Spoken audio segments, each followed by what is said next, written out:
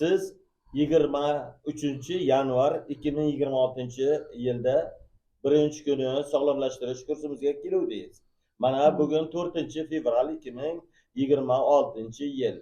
Birinchi kuni kelganingizda nima kasalliklar bor edi, opajon? Vahima kasali. Vahima kasallik necha yildan beri bezovta qiladi? Vahima kasali 4 yildan beri. Bir necha marta davolangandirsiz? Vahima kasallik bilan. Yo'q, vahima bilan yurak bilan davolanmadim. Yurak bilan davolandingiz. Davleniya Vahima kasal qanday bo'ldi bu yerga kelganingizdan keyin? Vahima kasali yo'q. Yo'qoldimi? Yo'qoldi. Necha kunda tuzaldi vahima kasali? 3 kunda. 3 kunda tuzaldi. Yana nima bor edi sizda? Davleniya har kun davleniya oshardi, qon bosim 200 ga chiqib ketar edi. Reanimatsiyalarda yotganman, behush bo'lib yotganman. Reanimatsiyada. Hozir qanday bo'ldingiz, opajon?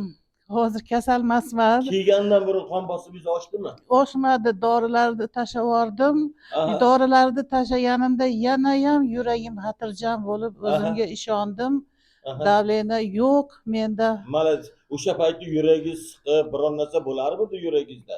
Davleniya oshgandami? Davleniya oshganda havo yetmasdan yuragim juda tez urar edi. Ishemiya degan. Ishemический болезнь сердца degan, shunaqa degan. Yurak urishlari ham normalmi hozir? Hozir yaxshi. Ichingizda yuragingiz borligini bilasizmi? Bildiradimi yurak? Yo'q, hozir esimda. Yurak bilinmaydi. Yo'q. Bolalikda qanday bo'lgansiz o'shanda bo'ldimi? Necha kunda yurak qon bosim sizni bildirmay qo'ydi? 5 kunda. 5 kunda soppa-sog' bo'ldi.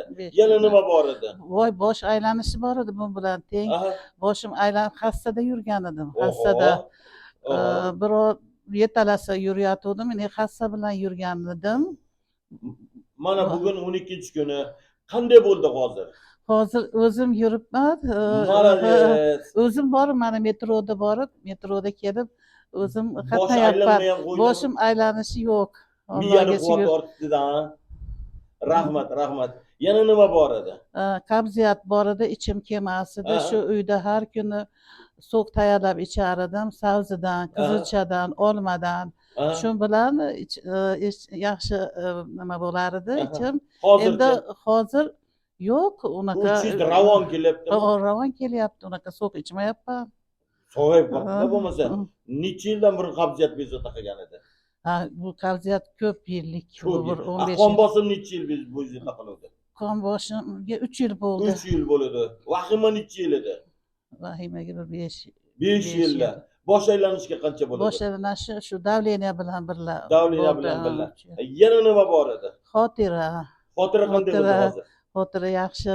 Zo'rmi? Yaxshi ishlab ketdimi? Umumiy olganda necha foiz sog'lomsiz hozir? 150%. 150, rahmat. Allohim umringiz uzoq bo'lsin. Bundagi mana shunday soppa-sog' o'ynab kulib yuraverasiz. Hammaga tavsiya qilaman. Mana dorisiz, mana dorisiz davolandim. Men bunga ishonardim. Qidirib qanchada topdim. Bu domlada men oldindan bir 2003 agar adashmasam o'qib darsda qatnashib ketgan edim.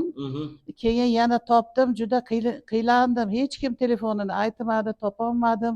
Oxiri Allohdan so'rab topib mana keldim. Rahmat. Dunyolarga foydasi tegsin. Mana ishoninglar, biz mana men ham o'qituvchiman, pedagogman, oliy ma'lumotliman. Judayam foydasini bildim. Hozir gapirishga so'z topa olmayapman sizlarga gapirib berishga. Unaqa chiroyli so'zlar yo'q-ku, ammo natija zo'r. Zo'r gapirdingiz, zo'r gapirdingiz. Siz maladesiz. Rahmat opajon, sog' bo'ling, umringiz uzoq bo'lsin. Yaxshi kunlarda, bayramlarda. Sizdan hech ham o'lmay shu dunyo foydalansin. Qani men tavsiya qilar edim shu sizni shu metodikani respublika bo'yicha, dunyo bo'yicha foydalansa. Hammaga tavsiya qilaman. Hammaga tavsiya qilaman. Yana gaplarim ko'p.